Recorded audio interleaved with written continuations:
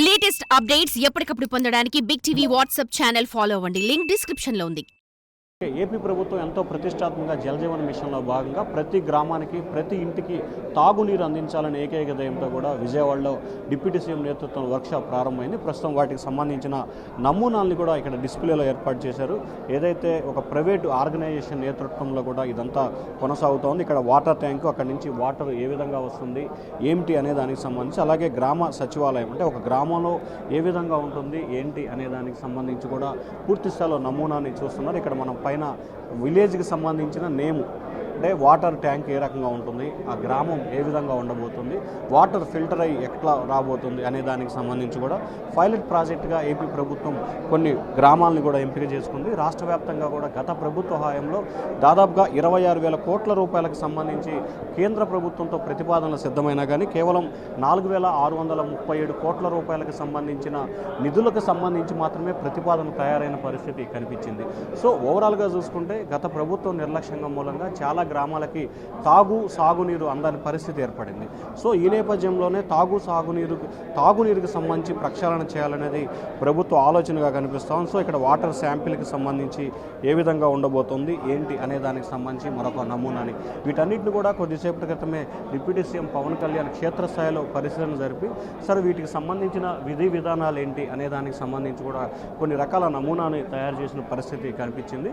So అసలు ఈ ప్రాజెక్టుకు సంబంధించి ఏంటి, అలాగే ఏ రకంగా చేయబోతున్నారు, ముఖ్యంగా టాటా ట్రస్ట్ నేతృత్వంలో ఈ ప్రతిపాదనలు మొత్తాన్ని కూడా తయారు చేసినట్లు ప్రభుత్వం ఒక అంచనా వేస్తుంది. సో ఏదైతే టాటా ట్రస్ట్ నేతృత్వంలో ఏదైతే ఒక డేటా అంటే పైప్ లైన్ ఏ రకంగా ఉండబోతుంది, వాటర్ని ఎక్కడ చిల్ చేయబోతున్నారు, వాటర్ ఎక్కడి నుంచి బయటకు వస్తుంది, సో వాటర్ బయటకు వచ్చిన తర్వాత ఎట్లా ఫుల్ ఫ్లెడ్జ్డ్ అవుతుంది, సో ఫస్ట్ వాటర్ ఏ రకంగా ఉంటుంది, ఆ తర్వాత దీంట్లో ఫిల్టర్ అయ్యి బయటికి ఏ రకంగా వస్తుందనే మోడల్ నమూనాని కూడా ఇక్కడ ఏపీ ప్రభుత్వం ఏర్పాటు చేశారు. అలాగే ఇక్కడ డ్రింకింగ్కి సంబంధించి అలాగే పైపులు మోటార్ సిస్టమ్ను కూడా ఇక్కడ ప్రత్యేకంగా కూడా ఇక్కడ నమూనాలు ఏర్పాటు చేశారు. అక్కడ మోటారు, డ్రా వాల్యూ, అలాగే internal pipes, gate value, sample value, other things. So మొత్తం మీద పూర్తి స్థాయిలో ఒక రకమైన ప్రక్షాళనకు సంబంధించి ఏ రకంగా నమూనా ఉంటుంది అనే దానికి సంబంధించి చేయబోతున్నారు. సార్ ఏంటి అసలు ప్రధానంగా ఈ ఏజెండా ఎట్లా ఉండబోతుంది, అసలు ఎట్లా దీన్ని ప్రపోజల్ చేయబోతా ఉన్నారు? సార్ యాక్చువల్లీ ఏంటంటే గవర్నమెంట్ స్కీమ్ ఏంటంటే వాటర్ ప్రతి ఇంటికి క్లోరినేషన్ వాటర్ వెళ్ళాలనేది కాన్సెప్ట్. సో ఈ కాన్సెప్ట్ ఏంటంటే వాటర్ వెళ్ళి జేజేఎం మిషన్ అండర్ భాగంలో ఒక టెక్నాలజీ వైజ్గా, so non technology or technology.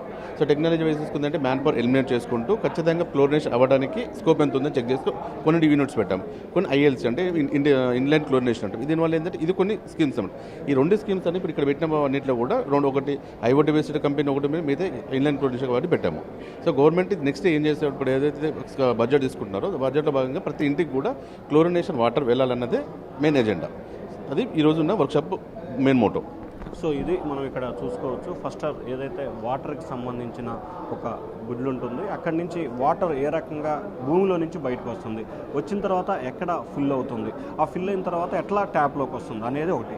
ఇక్కడ మరొకటి మోటార్ సిస్టమ్, అంటే ఒక మోటార్ సిస్టమ్ను పెట్టి మోటార్ ద్వారా వాటర్ని భూమిలో నుంచి బయటికి ఎట్లా తీస్తారు, తీసిన తర్వాత వాటిని చిల్ అయిన తర్వాత బయటికి ఏ రకంగా వస్తుంది, సో ట్యాప్ దానికి సంబంధించిన ఒక ఏర్పాటు చేయడం జరిగింది.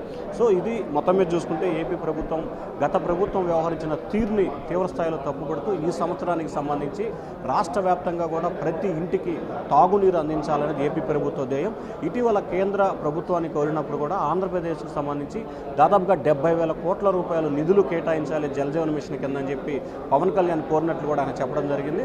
సో ఈ 70,000 కోట్ల రూపాయలు కేంద్రం కనుక నిధులు కేటాయిస్తే రానున్న 2 సంవత్సరాల కాలంలో ప్రతి ఇంటికి స్వచ్ఛమైన త్రాగునీరు అందించేందుకు ఏపీ ప్రభుత్వం పూర్తి స్థాయిలో కసరత్తు చేసే అవకాశాలు ఉన్నట్లు కూడా తెలుస్తోంది. వీడియో సాయితో Shiva, big TV, Amaravati. For more videos like this, subscribe Big TV channel.